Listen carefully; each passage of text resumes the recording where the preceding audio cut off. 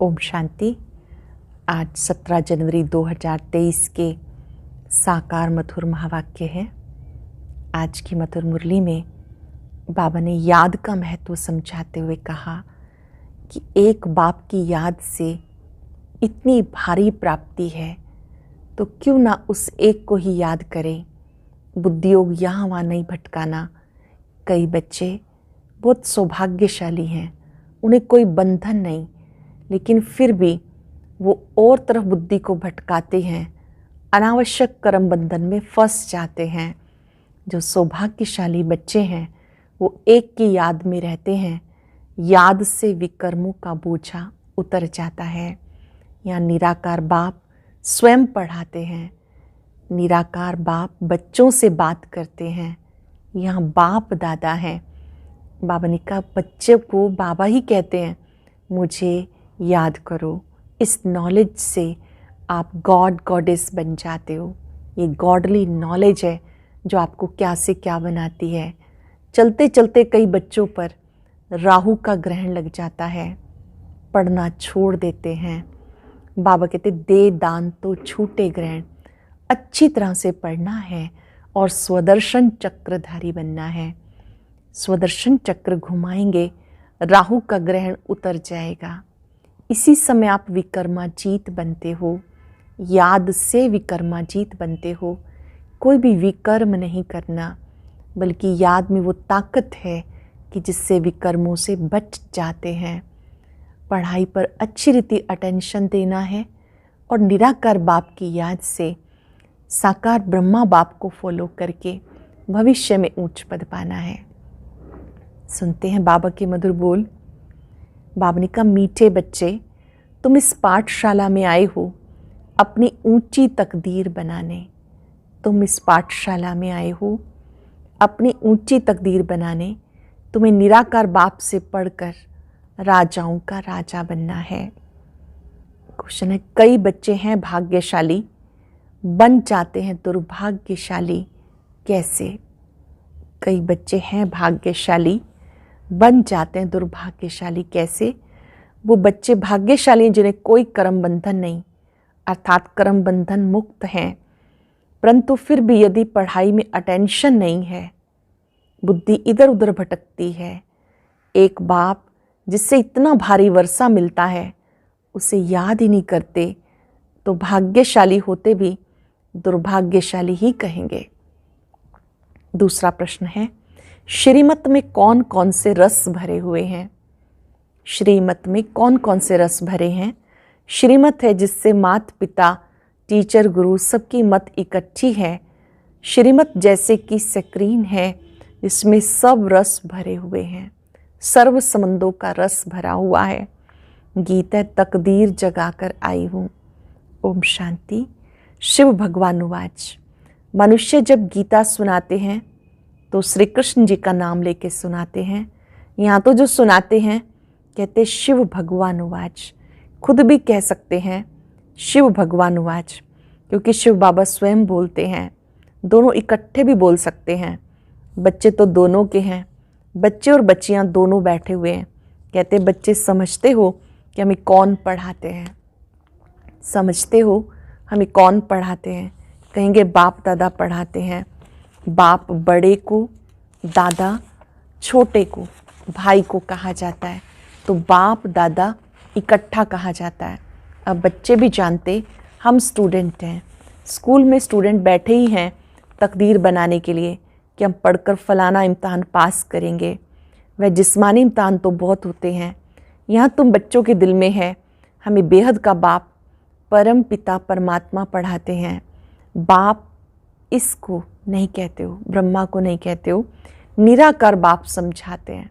ज्योति बिंदु बाबा निराकार बाप समझाते हैं। तुम जानते हो बाप से राजयोग सीख राजाओं का राजा बनते हैं। राजाएं भी होते हैं, फिर राजाओं के राजा भी होते हैं।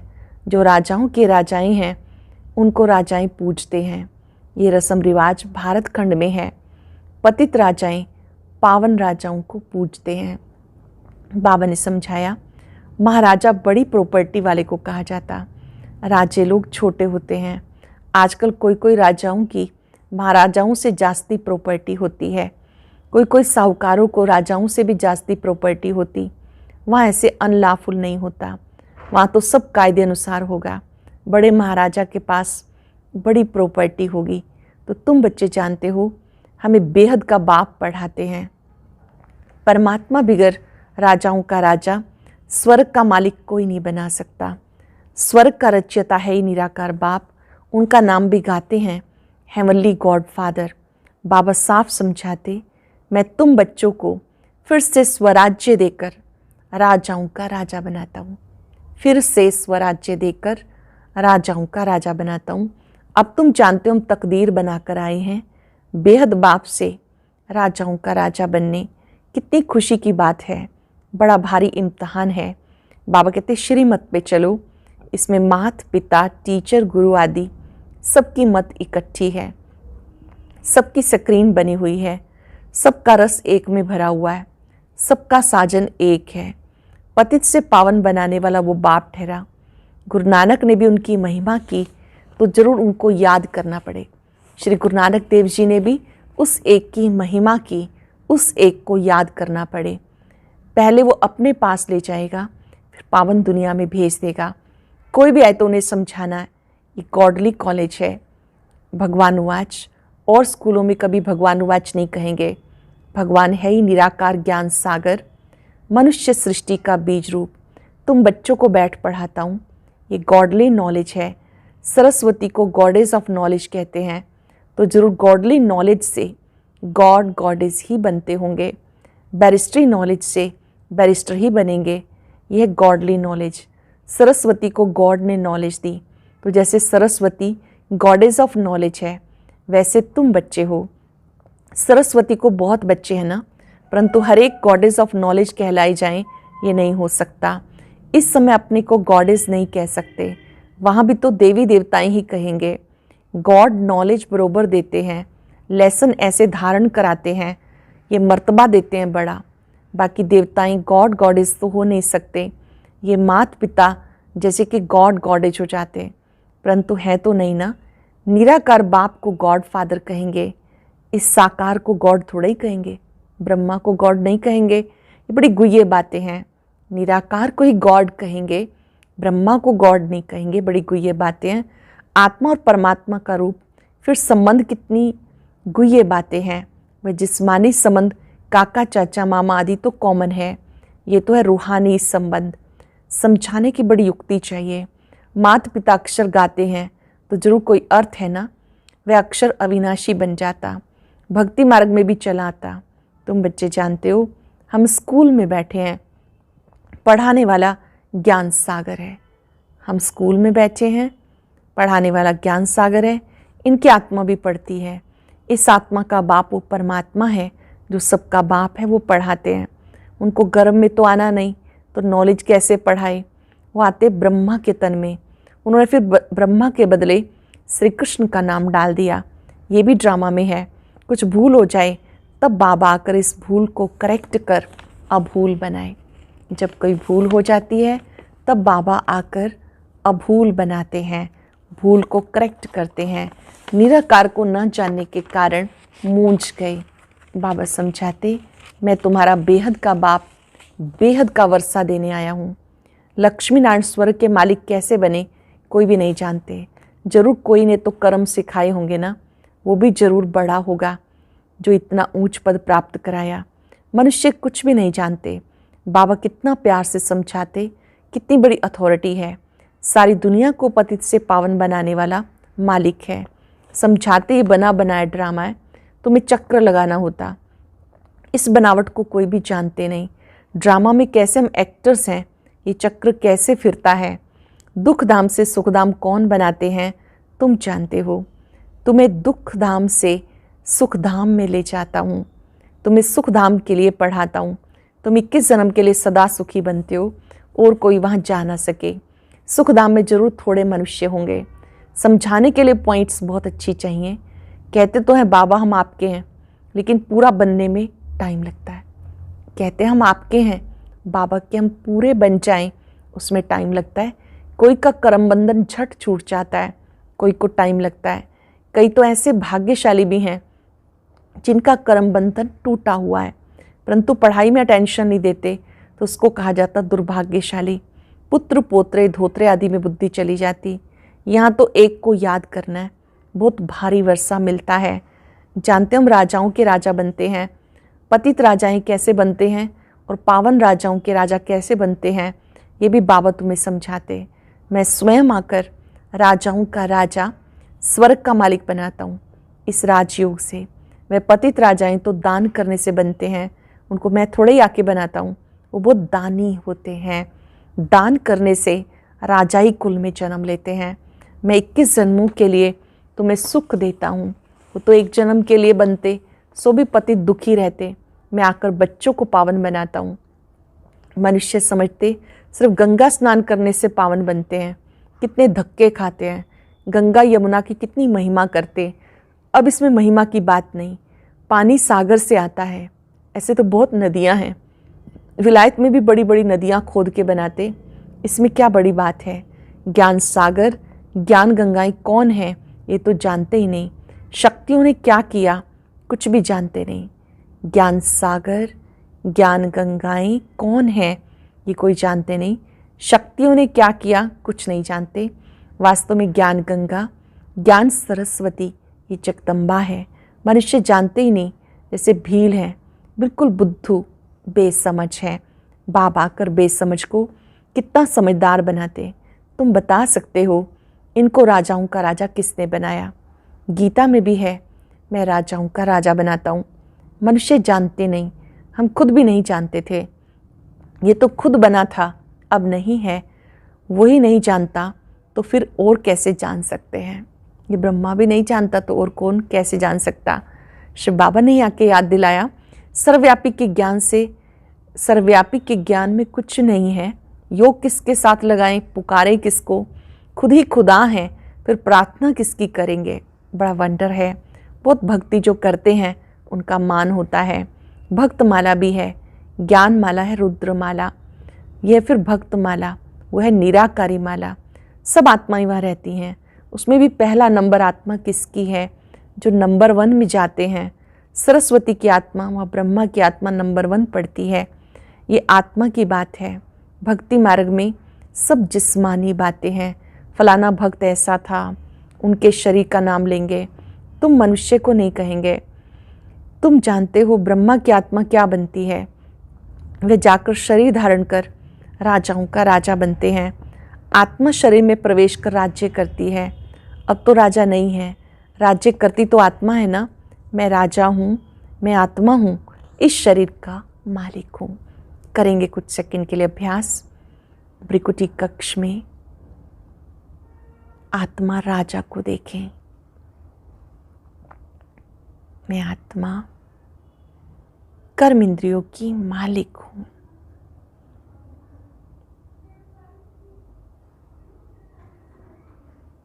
ये अभ्यास करते रहेंगे। मैं आत्मा शरीर की मालिक हूँ। अहम आत्मा शरीर का नाम शरीर धारण कराई, फिर राज्य करेंगे। आत्मा ही सुनती और धारण करती है। आत्मा में संस्कार रहते हैं। अब तुम जानते हो बाप से राजा ही लेते हैं श्रीमत पर चलने से। बाप दादा दोनों मिलकर कहते बच्चे, दोनों को बच्चे कहने का हक है। शिव बाबा को भी, ब्रह्मा बाबा को भी, दोनों को ही बच्चे बच्चे कहने का हक है। आत्मा को कहते हैं निराकारी बच्चे। मुझ बाप को याद करो और कोई कह ना सके हे निराकारी बच्चे, हे आत्माएं मुझ बाप को याद करो। बाबा ही आत्माओं से बात करते हैं। ऐसे तो नहीं कहते परमात्मा मुझ परमात्मा को याद करो, कहते हे आत्माएं मुझ बाप को याद करो। तो इस योग अग्नि से तुम्हारे विकर्म विनाश होंगे। योग अग्नि से विकर्म विनाश होंगे। बाकी गंगा स्नान से कभी कोई पाप आत्मा से पुण्य आत्मा नहीं बन सकते। गंगा स्नान कर फिर घर में आकर पाप करते हैं। इन विकारों के कारण ही पाप आत्मा बनते हैं। ये कोई समझते नहीं। बाबा समझाते, अब तुम्हें राहु का ग्रहण लगा हुआ है। पहले हल्का ग्रहण होता है, अब दे दान तो छूटे ग्रहण। प्राप्ति बहुत भारी है तो पुरुषार्थ भी ऐसे करना चाहिए। बाबा कहते मैं तुम्हें राजाओं का राजा बनाऊंगा, इसलिए मुझे और वर्षे को याद करो। मुझे याद करो, वर्षे को याद करो। अपने 84 जन्मों को याद करो। इसलिए बाबा ने नाम रखा स्वदर्शन चक्रधारी बच्चे। तो स्वदर्शन का ज्ञान भी चाहिए। बाबा समझाते ये पुरानी दुनिया खत्म होनी है, तुम्हें मैं नई दुनिया में ले चलता हूँ। सन्यासी सिर्फ घर बार को भूलते हैं और तुम सारी पुरानी दुनिया को बुद्धि से भूल जाते हो। ये बाप कहते अशरीरी बनो, मैं तुम्हें नई दुनिया में ले चलता हूँ। इसलिए पुरानी दुनिया से, पुराने शरीर से ममत्व तोड़ो। मैं तुम्हें नई दुनिया में ले चलता हूँ। पुरानी दुनिया से, पुराने शरीर से ममत्व तोड़ो। देखो श्री कृष्ण को श्याम सुंदर कहते हैं। सतयुग में वो गोरा था, अब वो अंतिम जन्म में काला हो गया। कहेंगे ना श्याम ही सुंदर बनता है, फिर सुंदर से श्याम बनता है, तो नाम रख दिया श्याम सुंदर। काला बनाते 5 विकार रावण, गोरा बनाते हैं परम पिता परमात्मा। काला कौन बनाता है? 5 विकार रावण। गोरा बनाते परम पिता परमात्मा। चित्र में दिखाया मैं पुरानी दुनिया को लात मार गोरा बन रहा हूँ। गोरी आत्मा स्वर्ग का मालिक बनती है। श्री कृष्ण जी का चित्र है जिसमें दिखाया पैर नरक की तरफ हैं, हाथ में स्वर्ग का गोला है। नरक को लात मार रहे हैं, स्वर्ग का गोला हाथ में है। काली आत्मा नरक की मालिक बनती, आत्मा ही गोरी और काली बनती है। आत्मा ही गोरी बनती है, आत्मा ही सांवरी बन जाती है। अब बाबा कहते तुम्हें पवित्र बनना है। वह हठ योगी पवित्र बनने के लिए बहुत हठ करते हैं, परंतु योग बिगड़ तो पवित्र बन ना सके, या तो सजाएं खाकर पवित्र बनना पड़े। इसलिए बाप को क्यों ना याद करें और 5 विकारों को जीतना है। बाबा कहते काम विकार आदि मध्य अंत दुख देने वाला है। जो विकारों को नहीं जीत सकते वो बैकुंठ के राजा थोड़े ही बन सकते हैं। जो विकारों को नहीं जीत सकते वो बैकुंठ के राजा थोड़े ही बन सकते हैं। इसलिए बाबा कहते देखो मैं तुम्हें कितने अच्छे कर्म सिखाता हूँ। बाप टीचर सतगुरु के रूप में योग बल से विकर्म विनाश कराए, विकर्माजीत राजा बनाता हूँ। वास्तव में सतयुग के देवी देवताओं को विकर्माजीत कहा जाता। वहाँ विकर्म तो होते नहीं। विकर्माजीत संवत और विक्रम संवत अलग अलग है। एक राजा विक्रम भी होकर गया और विकर्माजीत राजा भी हो गया। हम अभी विकर्मों को जीत रहे हैं, फिर द्वापर से नए सिर विकर्म शुरू होते हैं। तो नाम रख दिया राजा विक्रम। देवताएं हैं विकर्माजीत, अभी हम वो बनते हैं। फिर जब वाम मार्ग में जाते हैं तो विकर्मों का खाता शुरू हो जाता है। यहाँ विकर्मों का खाता चुकतू कर फिर हम विकर्माजीत बनते हैं। वहाँ कोई विकर्म होते नहीं। तो बच्चों को नशा रहना चाहिए, हम यहाँ ऊंची तकदीर बनाते हैं। बाबा के पास आए हैं ऊंची तकदीर बनाने। यह बड़े से बड़ी तकदीर बनाने की पाठशाला। सत्संग में तकदीर बनने की बात नहीं रहती, पाठशाला में हमेशा तकदीर बनती है। तुम जानते हो हम नर से नारायण अथवा राजाओं का राजा बनेंगे। बरोबर पतित राजाएं पावन राजाओं को पूजते हैं। मैं तुम्हें पावन बनाता हूँ। पतित दुनिया में तो राज्य नहीं करेंगे। अच्छा मीठे मीठे सिक्के लदे बच्चों प्रति माता पिता बाप दादा का याद प्यार गुड मॉर्निंग। रूहानी बाप की रूहानी बच्चों को नमस्ते। रूहानी बच्चों की रूहानी बाप दादा को नमस्ते, गुड मॉर्निंग। शुक्रिया बाबा, शुक्रिया। धारणा के लिए सार। पहली पॉइंट है बुद्धि में स्वदर्शन चक्र का ज्ञान रख, राहु के ग्रहण से मुक्त होना है। बुद्धि में स्वदर्शन चक्र का ज्ञान रख, राहु के ग्रहण से मुक्त होना है। श्रेष्ठ कर्म और योग बल से विकर्मों का खाता चुकतू कर विकर्माजीत बनना है। अपनी ऊंची तकदीर बनाने के लिए पढ़ाई पर पूरा पूरा ध्यान देना है। ऊंची तकदीर बनाने के लिए पढ़ाई पे पूरा ध्यान। वरदान है बाह्य मुक्ता के रसों की आकर्षण के बंधन से मुक्त रहने वाले जीवन मुक्त भाव। बाह्य मुक्ता के रसों की आकर्षण के बंधन से मुक्त रहने वाले जीवन मुक्त भाव। बाह्य मुक्ता अर्थात व्यक्ति के भाव स्वभाव और व्यक्त भाव की वाइब्रेशन, संकल्प बोल और संबंध संपर्क द्वारा एक दो को व्यर्थ की तरफ उकसाने वाले, सदा किसी न किसी प्रकार के व्यर्थ चिंतन में रहने वाले, आंतरिक सुख शांति और शक्ति से दूर। ये बाह्य मुक्ता के रस भी बाहर से बहुत आकर्षित करते हैं, इसलिए पहले इसको कैंची लगाओ। बाहर के जो आकर्षण हैं, रस हैं, इनको पहले कैंची लगाओ। ये रस ही सूक्ष्म बंधन बन सफलता की मंजिल से दूर कर देते हैं। इन बंधनों से मुक्त बनो, तब कहेंगे जीवन मुक्त। इन बंधनों से मुक्त बनो, तब कहेंगे जीवन मुक्त। स्लोगन है, जो अच्छे बुरे कर्म करने वालों के प्रभाव के बंधन से मुक्त हैं, साक्षी व रहम दिल हैं, वही तपस्वी हैं। जो भिन्न भिन्न अच्छे बुरे कर्मों के प्रभाव से मुक्त हैं, साक्षी व रहम दिल हैं, वही सच्चे तपस्वी हैं। आज हम सब कैंची लगाना सीखेंगे, बाह्य मुक्ता के रसों को कट करेंगे। मैं तपस्वी हूँ। तपस्वी आसन पर विराजमान होते हैं, अंतर्मुखी होकर भृकुटी सिंहासन पर अपने आप को तपस्वी के रूप में देखें। जैसे तपस्वी कुटिया में बैठते हैं, अपने बिंदु रूप को भृकुटी की कुटिया में देखें। मैं आत्मा तपस्वी हूं, अच्छे बुरे के प्रभाव से मुक्त हूं। साक्षी होकर अपने आप को देखें। बाबा साथी पर एकाग्र हो जाएं।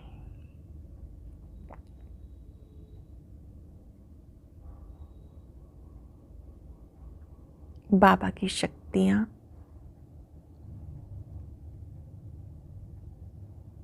निरंतर मुझ आत्मा पर पड़ रही हैं।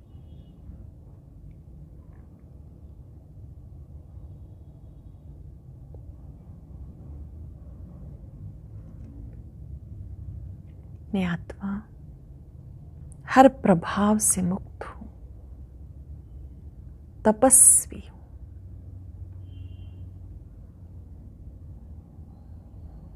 शुक्रिया बाबा, शुक्रिया। ओम शांति। आज बाबा का एक नया गीत रिलीज हुआ है, सभी भाई बहनें इसे जरूर सुने। अभी गीत को सुनने के लिए ऊपर दिए गए बॉक्स पर क्लिक करें।